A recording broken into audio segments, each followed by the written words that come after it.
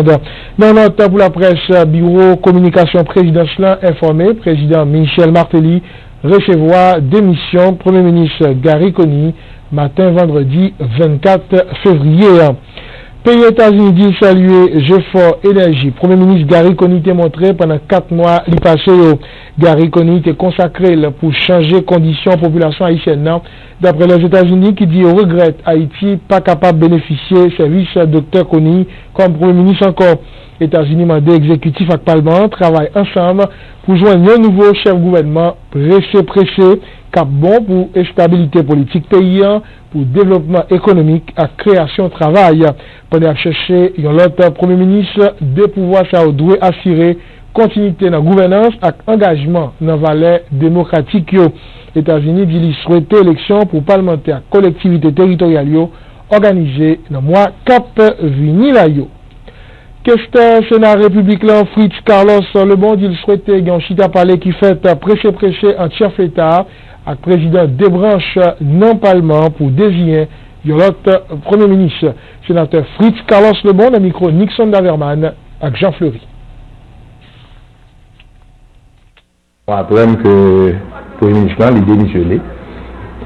Mais ça n'est pas étonnant pour nous parce que depuis la semaine dernière, là, nous comprenons de fait le gouvernement a existé. Lorsque le Premier ministre qui baille instruction à ministre et ministre pas attendu, à ce moment où est que le gouvernement n'est pas fonctionnel. Et mais je dis officiellement il va démissionner. Et nous pensons que son bel geste que le fait, parce qu'il te comprend qu'il existait un conflit dans deux têtes exécutives là, à savoir le président de la République et le Premier ministre.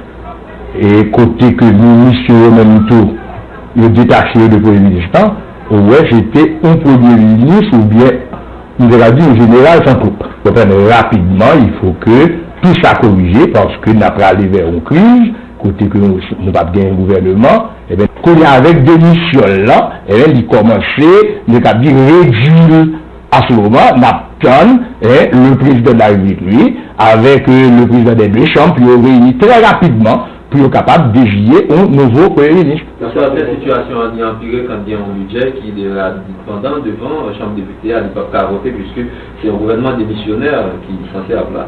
Bon, puisque c'est un budget justificatif, parce que le budget a été déposé longtemps de cela pour être rentré, nous sommes capables en exercice depuis en octobre, ça va être mais son budget reconduit que nous gagnons, nous pas peur que ça présentait trop de difficultés, parce que son budget reconduit qu'il a, elle est presque arrivée dans le tout. Budget justificatif là qu'il a, qui était venu sous gouvernement Coney là, et monsieur a toujours là tout pour les affaires courantes, sauf que nous avons souhaité que affaires courantes là, ça n'a pas duré, et nous croyons qu'il est de bon temps maintenant pour définir c'est quoi les affaires courantes.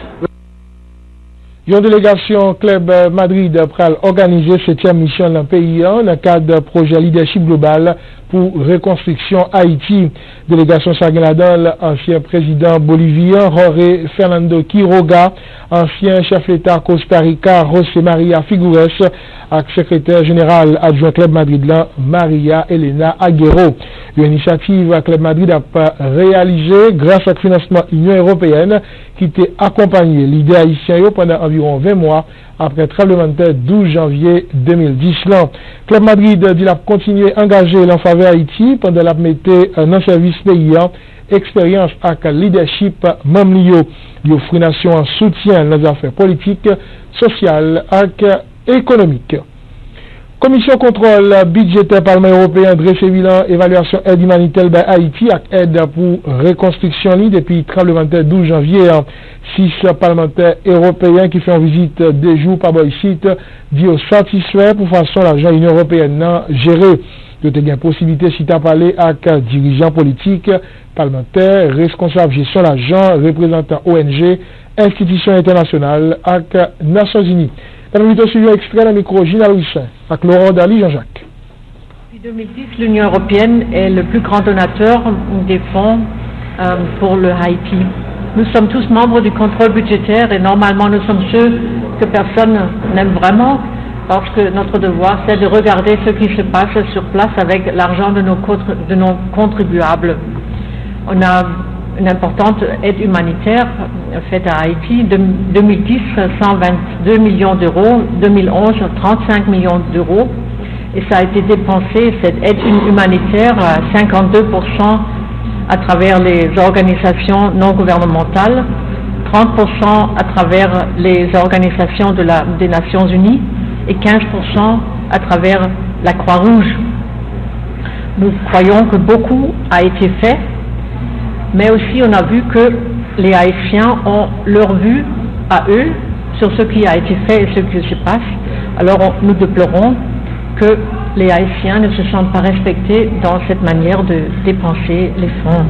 Je suis satisfaite moi personnellement avec cette visite, mais je ne suis pas satisfaite du tout de voir au bord des routes le peuple haïtien, une partie de ce peuple haïtien dans la misère. Personne ne peut en être contente.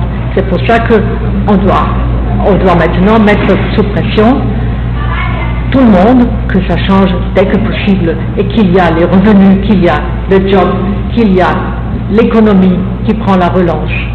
Parce qu'il faut plus consommer cet argent-là, il faut maintenant faire des investissements, sinon on ne va jamais s'en sortir de cette situation. Après le séisme, l'Union européenne était le donateur le plus important ici en Haïti, mais également l'aide au développement, c'est-à-dire créer des emplois, créer des possibilités pour des investissements, créer des possibilités pour que l'économie haïtienne et le peuple haïtien peuvent prendre leur destin dans leurs mains. C'est pour ça que nous sommes ici, pour faire sûr que tout ce qui peut être fait pour améliorer l'utilisation de ces fonds soit fait. Et comme l'a dit ma collègue Madame Gressler, il faut donner un signal très clair aux autorités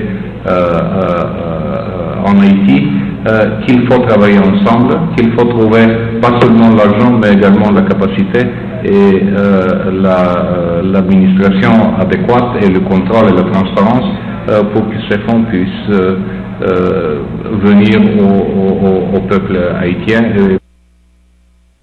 Membre commission contrôle budgétaire Parlement européen encourager l'État à faire une plus bonne gestion de l'argent, établir l'État fort avec bonne gouvernance. D'après eux, ces conditions pour pays à recevoir aide directe dans l'Union européenne. Nous suivons extrait, toujours dans le micro, Gina Louissin, avec Laurent Darly, Jean-Jacques.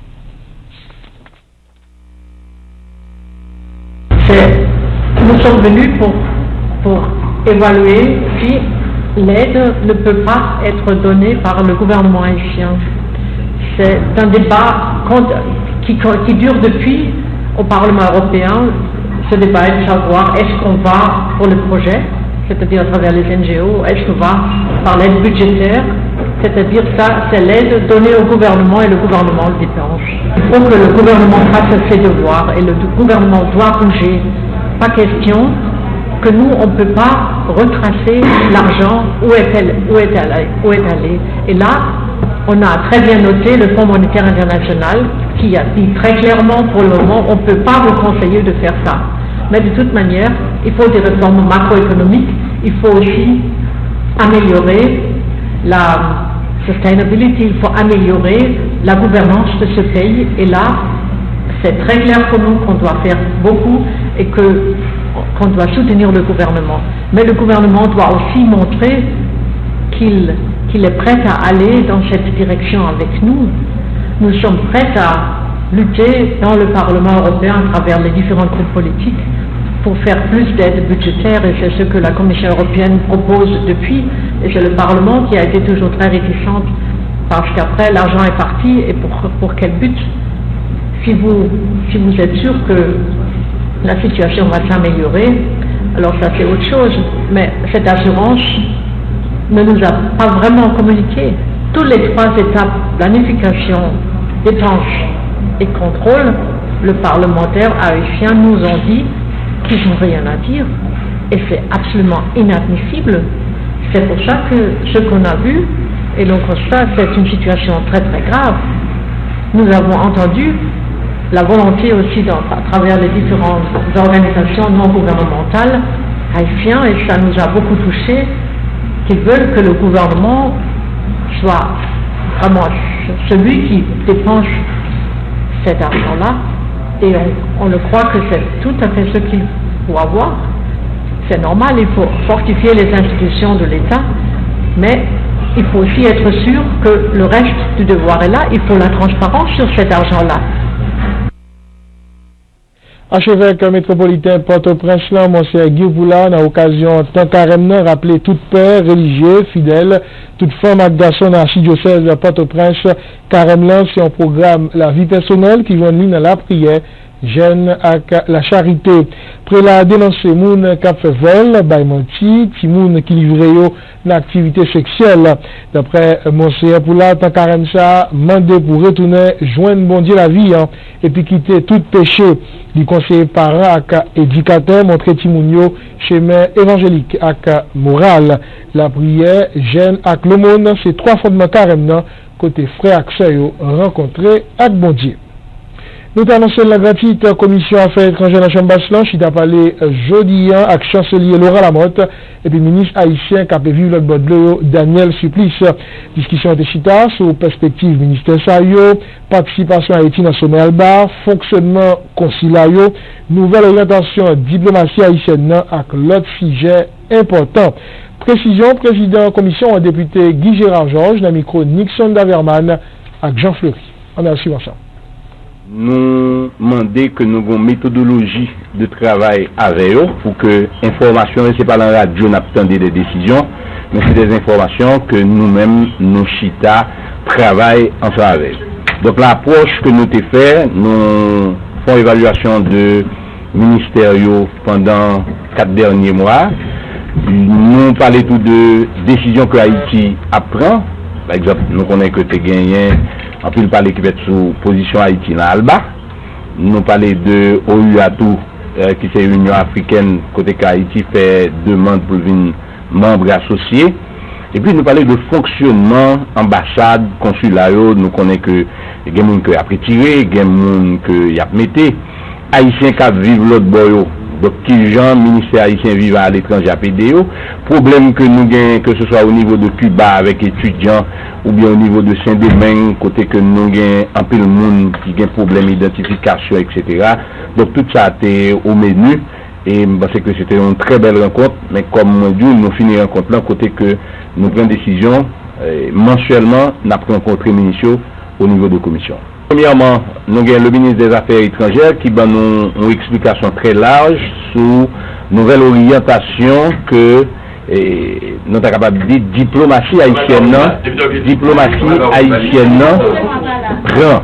Diplomatie haïtienne avec une autre orientation, c'est l'orientation de la diplomatie d'affaires au lieu que elle était dans la diplomatie classique là. Malgré que le pas quitter la diplomatie classique là, mais je dis elle pensait que Haïti besoin de monde venir investir, donc comme ça une campagne de marketing pour montrer que eh bien investisseurs yo ka venir inviter yo venir regarder.